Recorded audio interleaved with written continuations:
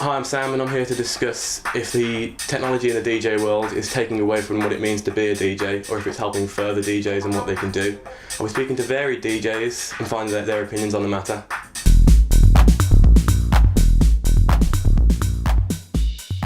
So we're here at Foxhall Road today to interview Edward, aka Kian Southern, who is a DJ, resident DJ at Format Events. Just tell us a little bit about yourself. How did you get into DJing? It all started maybe about just over 2 years ago. I'd always been into my music, and more so as I got to university, I started going out to more dance clubs and seeing more electronic music artists, and that kind of spiraled an attraction to listening to that kind of music. And as I came to uni and I got more into actual electronic music, I just kind of started looking into maybe a way to get into DJing, because I'd seen people with electronic music controllers to start DJ from, so I looked into it and then ended up getting one it's about December 2 years ago, I think. Okay, so you started using a controller when you first started mixing? Yeah, because I didn't really know much about the equipment or where I should go or what I should really start off with, so that was kind of just a starting block. Okay, well, what are your thoughts now on the technology? I mean, you say you started with a controller, which is the advancements in technology for DJs now. What are your opinions now, having used a controller to now, I can see that you mix on vinyls now. Yeah. So what were your opinions on how the technology is shaping the industry?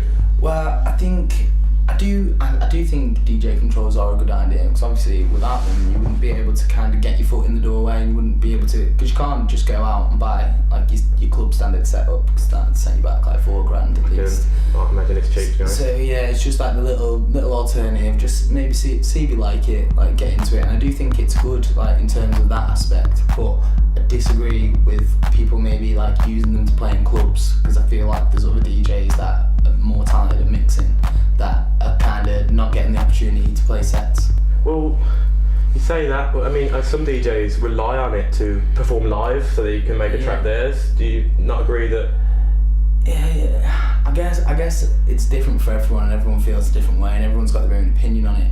But I don't know. I don't feel that there's much mixing that's involved at all, especially the jump from vinyl turntables, which was your standard, and every single DJ had his bag of vinyl. Now to being able to literally get a little £200 controller and just plug it into a computer and be able to play it with maybe spending 2 hours a time, where mixing vinyl would take you 2 to 10 years. Yeah. Would you say that it takes away from the fundamentals of DJing? Yeah, definitely. And yeah, I would agree with that statement. I feel it has taken away from the fundamentals, but at the same time, it is everyone's opinion. Well, thank you for that. Good luck, chat. Thank you.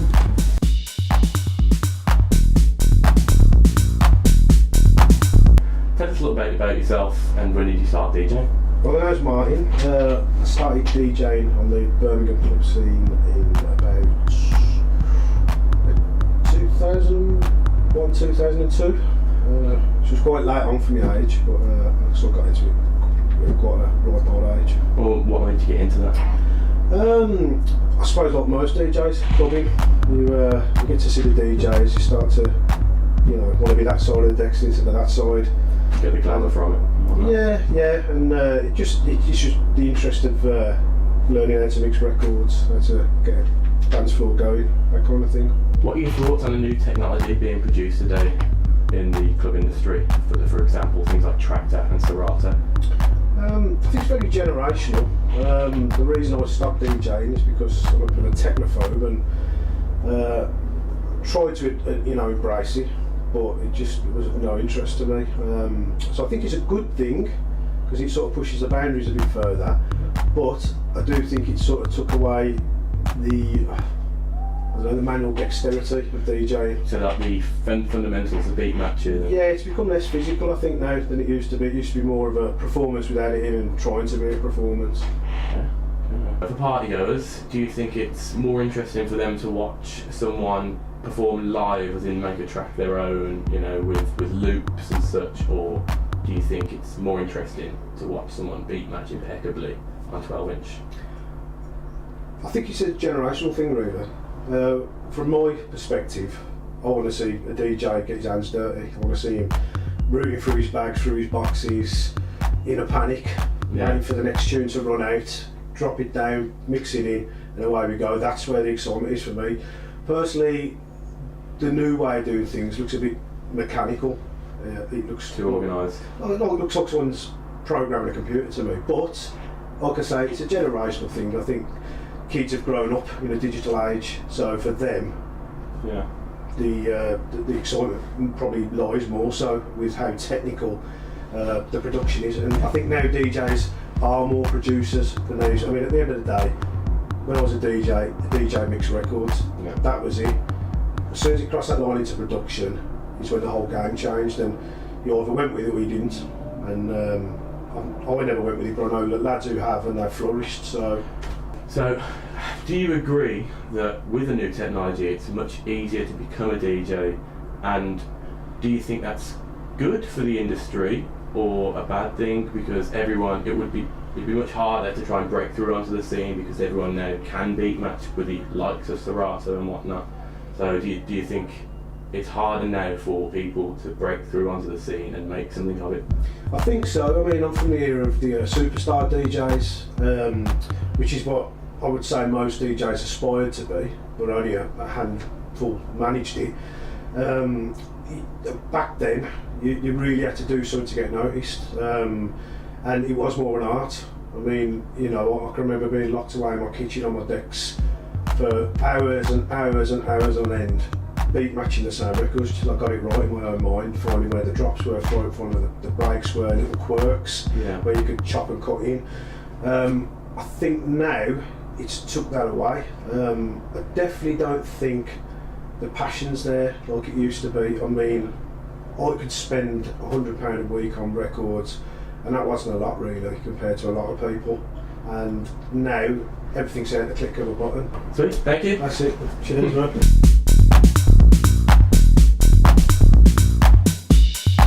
Hi, we're here today with Daisy, who's a DJ for Shut the Front Door. Would you mind telling us how you got into DJing? And It was first year, so I just had my loan come in after Christmas, and I was like, oh yeah, definitely got enough to, actually buy a big controller and get to know all the different buttons, because it's a Pioneer DDJ SX, so it's that quite sounds technical. Yeah, so it's the big, it's one of, I think it's the most. I've seen the big ones. Man, they look confusing with all those buttons. Yeah. So at first, I was like, I don't even know how I'm gonna even turn it on because there were so many wires and it was just so new. But after just doing it for about half a year, had the confidence to really go out and play in certain areas or at parties and stuff. Okay, is that how you started playing out then, parties first and then on to then I had my first gig at the SU in March, and that was really good because there was quite a lot of familiar faces there, so it wasn't too. That must make it easier. Yeah. Okay, wicked. Do you still use a controller then, or? I do. Well, I do still use a controller when I go out. And if someone asks, "Oh, do you mind playing like a pre-drinks or something?" But recently, one of my courses, DJ Cultures, we learned how to play on vinyl. Oh, wicked. And CDJ, so cool, man. I think hopefully one day I'll be able to afford that sort of equipment, and then sell mine maybe, and then. Okay, so you can see yourself moving on in technology then? Yeah, definitely, yeah. Okay, wicked. So but kind of going back to the older stuff, because it's more like skillful, and it's a bit of a challenge, whereas like newer technology, I don't know if it's necessarily like the stuff that's coming out now, but then a couple of years ago it was quite, you can just press sync and you can be saved. Okay. So then from that, what are your thoughts on the technology being used today in the DJ industry? Like, do you agree that it takes away from the fundamentals of being a DJ? To an extent, yeah. I think a lot of DJs I've seen recently, I've been quite upset if I've seen them with a laptop with similar software that I use when I learned. But to be fair, it's a really good way to get into DJing. So instead of chucking yourself into the deep end with vinyl, you can just get to know the basics and beat match with newer technology. So for me, it helped me quite a lot, and now I have the confidence to kind of move from digital to probably a bit more manual stuff. Okay, cool. Yeah. Well, wicked. Thank you very much for that. It's brilliant okay. Chat. Thank you.